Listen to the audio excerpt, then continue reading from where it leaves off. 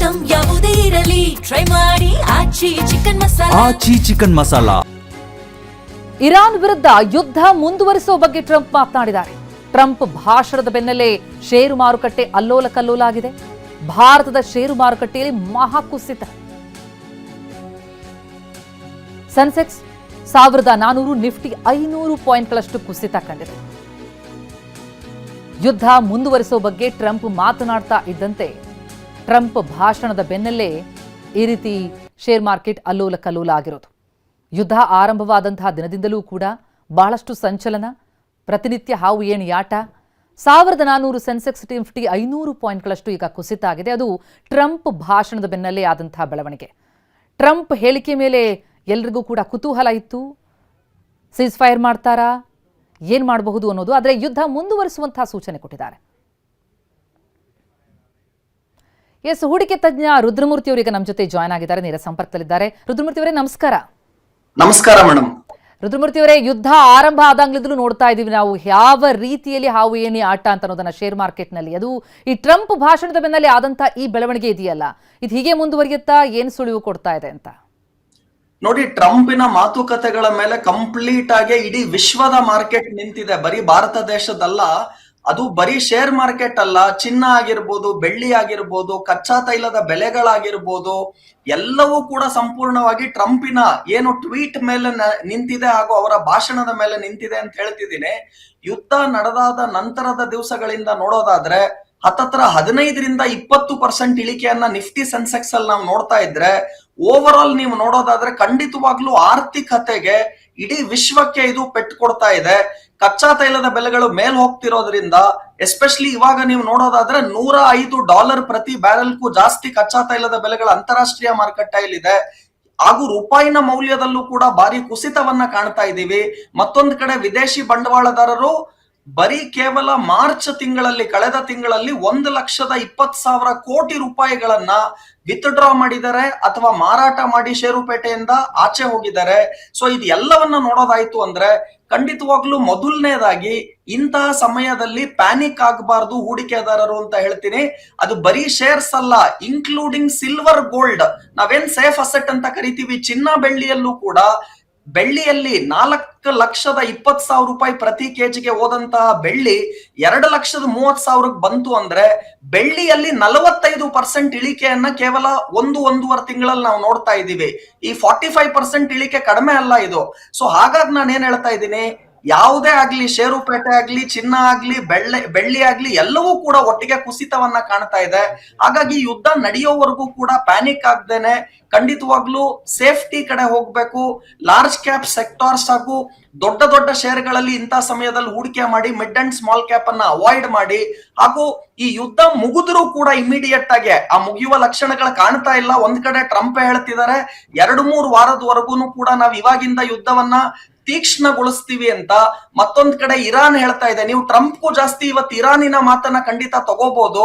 Iran ಹೇಳುತ್ತೆ ನಾವು 6 ತಿಂಗಳಿಗೋಸ್ಕರನು ಯುದ್ಧ ಮಾಡೋದಕ್ಕೆ ರೆಡಿ ಆಗಿದ್ದೀವಿ ಅಂತ ಹೇಳ್ತಿದ್ದಾರೆ.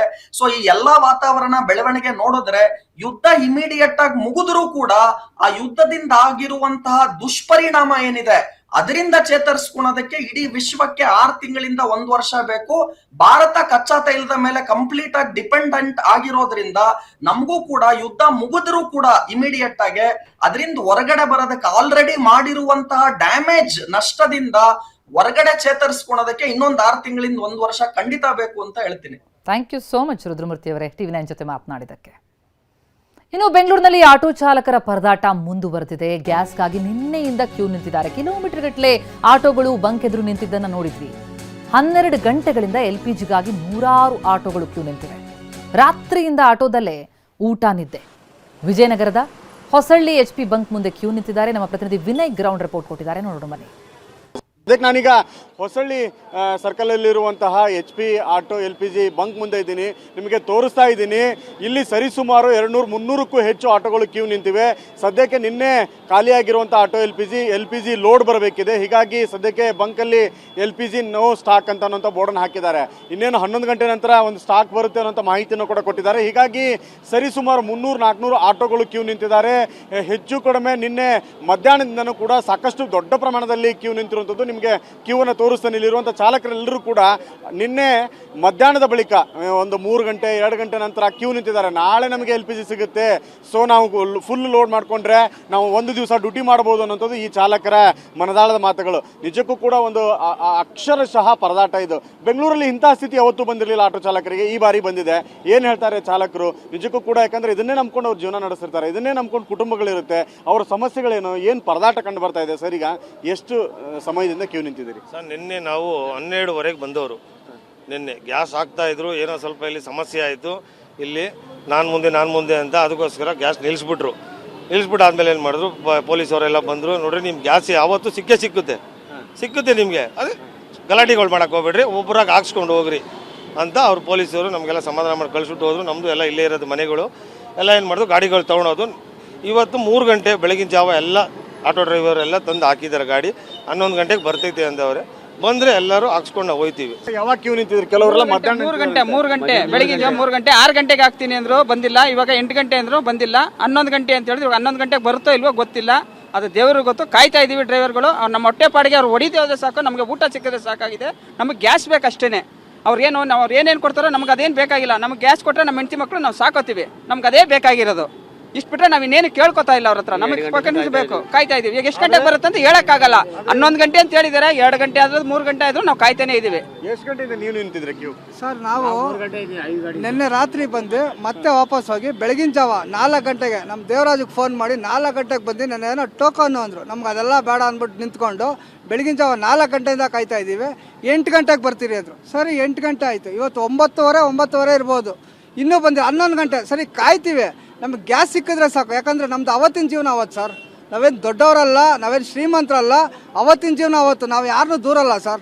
12 ದಿವಸದಿಂದ ನಮ್ಗೆ ತೊಂದರೆ ಆಗ್ತಿದೆ. ಪರವಾಗಿಲ್ಲ, 12 ದಿವಸದಿಂದ ಒಂದು ಕಡೆ 80 ರೂಪಾಯಿ, ಒಂದು ಕಡೆ 90 ರೂಪಾಯಿ, 100 ರೂಪಾಯಿ ಅವ್ರವ್ರದ್ದು. ನಮಗೆ ಬೇಕು, ಹೊಟ್ಟೆ ಅಷ್ಟಾಗಿ ಊಟ ಬೇಕು. ಅವ್ನು 10 ರೂಪಾಯಿ ಕೇಳ್ತಾನೆ ಕೊಡ್ತೀವಿ, 15 ರೂಪಾಯಿ ಕೇಳ್ತಾನೆ ಕೊಡ್ತೀವಿ. ಅದು ನಮ್ಮ ಕರ್ತವ್ಯ. ಕೊಟ್ಬಿಟ್ಟು ನಮ್ಮ ಹೊಟ್ಟೆಗೆ ನಾವು ಎಷ್ಟಾನ ಕೊಡ್ತೀವಿ ಸರ್. ಆದರೆ ನಮ್ಗೆ ಇವತ್ತು ಅದು ಇಲ್ಲ ಅಂದರೆ ಏನು ಮಾಡೋಣ ಸರ್? ನೀವು ಅದಾದರೂ ಕೊಡಬೇಕು. ಸಾಮಾನ್ಯವಾಗಿ ನಮಗೆ ಬೇಕಾಗಿರೋದು ಗ್ಯಾಸು. ನೀವು ಅಟ್ಲೀಸ್ಟ್ ಫುಲ್ ಟ್ಯಾಂಕ್ ಆಗಿಲ್ವಾ? ಎಲ್ಲರಿಗೂ ಒಂದು ಸ್ವಲ್ಪ ಹಂಚಿ, ಸಮಾನತೆಯಿಂದ ಹಂಚ್ಬಿಟ್ಟು ಸಮಾನವಾಗಿ ಎಲ್ಲರಿಗೂ ಒಂದೊಂದು ಸ್ವಲ್ಪ ಕೊಟ್ಬಿಟ್ರೆ ಎಲ್ಲರಿಗೂ ಹೊಟ್ಟೆ ತುಂಬುತ್ತೆ. ಯಾಕಂದರೆ ನಾವು ಅವತ್ತಿನ ಜೀವನ ಅವತ್ತು ನೋಡೋರು ಸರ್. ನಮ್ಗೆ ಇದು ಬಿಟ್ಟರೆ ಬೇರೆ ಏನು ಗೊತ್ತಿಲ್ಲ ಸರ್. ಕ್ಯಾಮರಾಮನ್ ಜಗನ್ ಜೊತೆ ವಿನಯ್ ಕುಮಾರ್ ಕಾಶಪ್ಪನವರ TV9 ಬೆಂಗಳೂರು.